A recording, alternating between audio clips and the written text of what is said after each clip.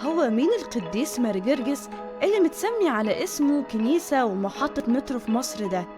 طب انت تعرف هو عمل ايه او ايه كم الخير اللي قدمه للأقباط في مصر؟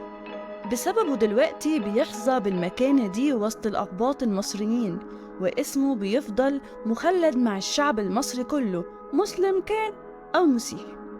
تعال أقولك مين هو أمير الشهداء البطل قاهر التنين القديس الشهيد.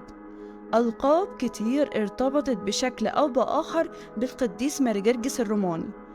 القديس ماري جرجس اتولد في مدينة اسمها كابادوكيا، تركيا حاليا، وكان بيته بيت مسيحي تقي.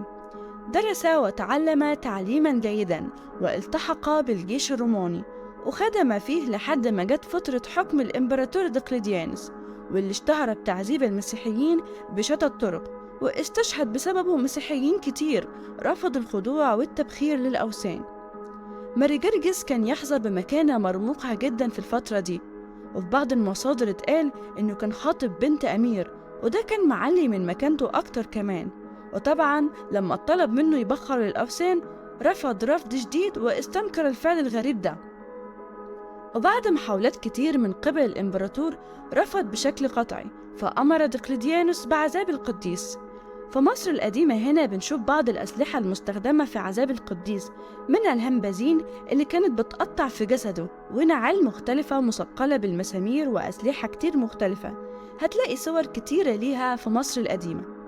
بيقول السنكسار إنه تعذب لمدة 7 سنوات كاملين، وكان كل مرة ربنا بيسنده، وده كان بيخليه يرفض يسيب إيمانه.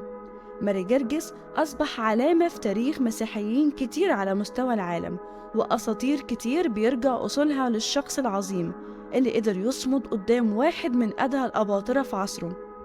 استشهد ماري جرجس بقطع رأسه في يوم 23 بزمودة حسب التقويم القبطي، وأغلب الدول بتحتفل بعيد استشهاده في ذكرى سنوية ثابتة.